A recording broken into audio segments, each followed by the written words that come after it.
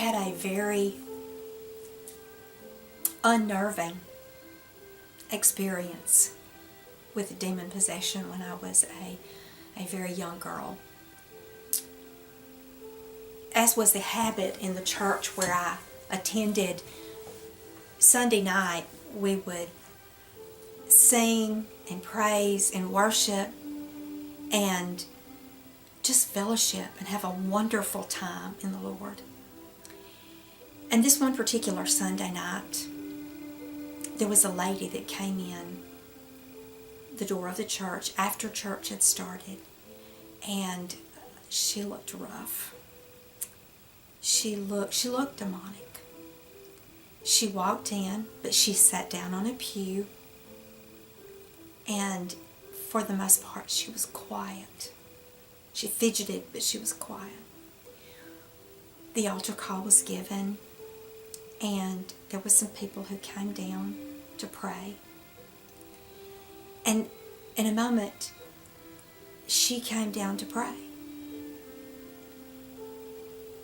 As the ladies, oh my goodness, the ladies in the church where I grew up were absolutely warriors of God.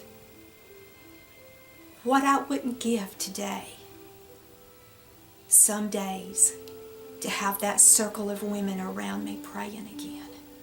They could move heaven and earth.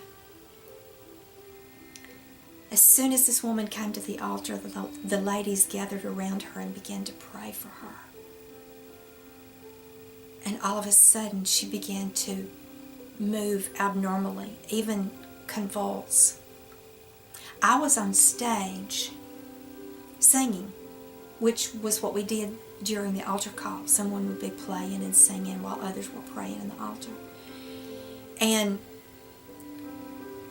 I felt led to go down and pray for this woman. Now, I was 16 years old. I left the stage. I walked down.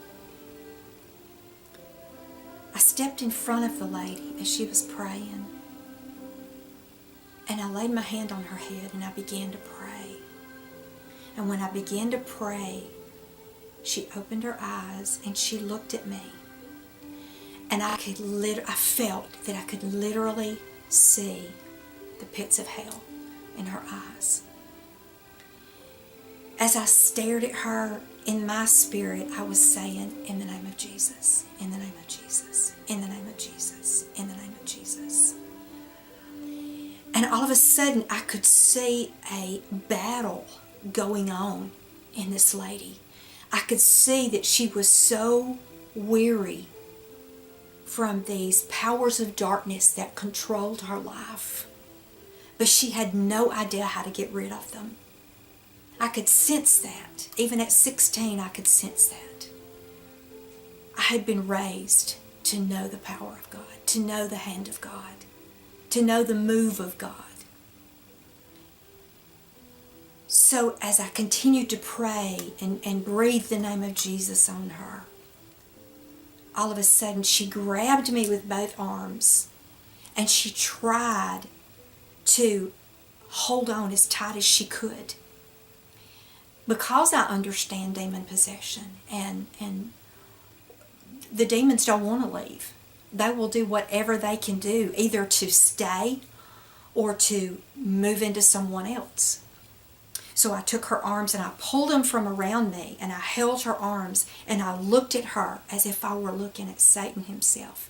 And I said, in the name of Jesus, in the name of Jesus. In just a minute, she fell to the ground and started convulsing as she hit the ground. One of the ladies that walked with God, she said, somebody go to the kitchen and get a dishpan. Well, they knew they better go get a dishpan. Somebody, I don't even know who it was, but somebody ran to the kitchen and they came back with a dishpan. In moments, they turned her over on her side and she began to throw up the most putrid, horrible, green, slimy substance that you could even begin to imagine. And when she was finished, she laid down on the floor. She opened her eyes and she began to weep like a baby. She was exhausted, but she was free. She couldn't even get up for a while. And we just prayed over her and loved on her and asked Jesus to strengthen her and encourage her.